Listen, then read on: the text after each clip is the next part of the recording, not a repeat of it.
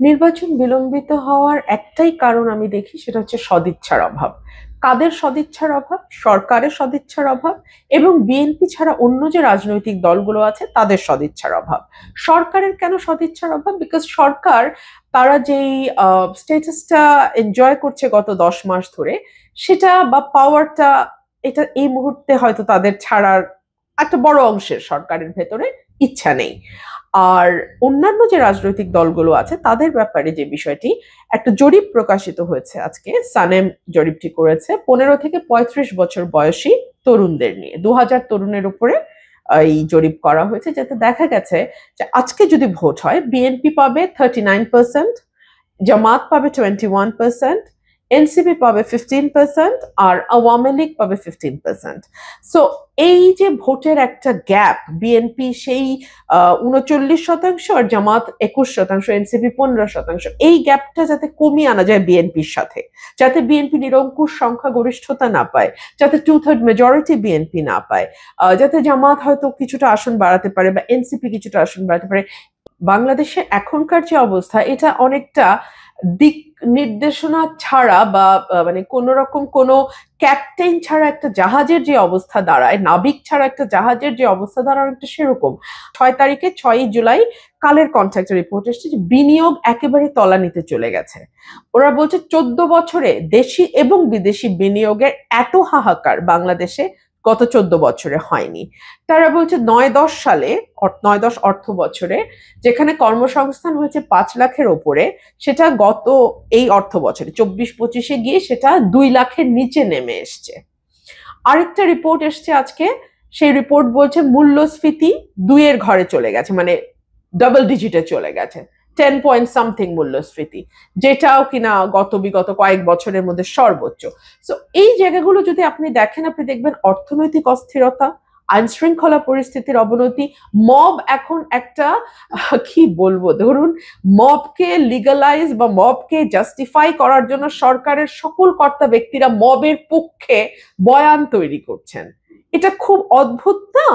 যেখানে তাদের মব নিয়ন্ত্রণ করার কথা, মব বন্ধ করার জন্য শক্ত পদক্ষেপ নেওয়ার কথা, সেখানে তারা মবের পক্ষে বয়ান তৈরি করছেন। কবে প্রথম মব হয়েছিল? বিহারীদের উপর হয়েছিল না বাঙালিদের উপর হয়েছিল? এখন এইসব অন্যায্য অসভ্য বিতর্ক আনা হচ্ছে দেশটাকে আরো বেশি অস্থিতিশীল করবার জন্য।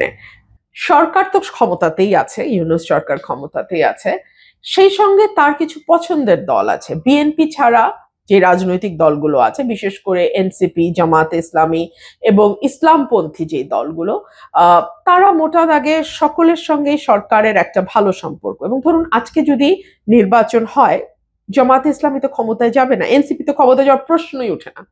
সো এখন তারা যে পাওয়ার এবং পজিশন এনজয় করছে, একটা ইয়াং ছেলেরা যখন সমন্বয়ক পরিচয় দিয়ে কোনো থানায় যায়, কোনো প্রশাসনে যায়, সচিবালয়ে ঢোকে, তো তখন তারা যে হ্যাডাম দেখায় বা দেখাতে পারে, একটা নির্বাচিত সরকারের সময় তো এই হ্যাডাম দেখাতে পারবে না তারা। তো এই পাওয়ার এক্সারসাইজ, ইল্লিগাল পাওয়ার এক্সারসাইজের যে ইচ্ছা, সেটা থেকেই আসলে নির্বাচন থেকে সরে যাওয়ার একটা টেন্ডেন্সি আমরা দেখি। পুরনো যে রাজনৈতিক দলগুলো আছে তার মধ্যে আওয়ামী লীগ, বিএনপি, জামাত, জাতীয় পার্টি, এই দলগুলোই বাংলাদেশে মূলত পুরনো রাজনৈতিক দল। এছাড়া সিপিবি, বাসদ, আরো কিছু বামপন্থী সংগঠন আছে। তো জাতীয় পার্টিতে কোনো একটা পরিবর্তন, সেটা ছোট বড় যেটাই হোক না কেন, সেটা তাদের অভ্যন্তরীণ রাজনীতির যেমন অংশ, তেমনি জাতীয় রাজনীতিতেও যে আগামীতে কোনো ছাপ রাখবে না, এটা এখনই হলফ করে বলা যায় না। আমরা দেখলাম 3জন হেভি ওয়েট নেতা কিন্তু জাতীয় পার্টি থেকে সরে গেছেন। একদিকে হয়তো ওনারা আছেন, অন্যদিকে আছেন জিএম কাদের এবং অত্যন্ত সম্ভাবনাময় আমাদের তরুণ রাজনীতিবিদ শামীম হায়দার পাটোয়ারি। ওনার সাথে আমি সংসদে ছিলাম, সো উনি যথেষ্টই সম্ভাবনাময়। এবং আমি তো সংসদে তাদের সাথে ছিলাম 18 থেকে 23 সাল পর্যন্ত। সংসদে তারা কিভাবে কথা বলতেন, কিভাবে তোয়াজ করতেন আওয়ামী লীগকে, আওয়ামী লীগের ভুল ত্রুটিগুলো কিভাবে ঢাকার চেষ্টা করতেন, এগুলো তো আমার নিজের চোখে দেখা। আমি তো তাদেরকে বলতাম যে, একেবারে সংসদে দাঁড়িয়ে আমি বলছি যে আপনারা তো কুসুম কুসুম বিরোধিতা করেন, আমি তো অত কুসুম কুসুম বিরোধিতা করতে পারি না। তো এটা হচ্ছে জাতীয় পার্টি। এখন জানি না জাতীয় পার্টির আগামীর রাজনীতি তারা আসলে কিভাবে করবে, বা কোনো জোটে তারা যাবে কিনা, বা গেলেও কোনো জোট তাদেরকে নেবে কিনা, নাকি তাদের এককভাবে নির্বাচন করতে হবে, আদৌ তারা নির্বাচন করতে পারবে কিনা, ইত্যাদি ইত্যাদি অনেক প্রশ্ন আসলে সামনে আছে।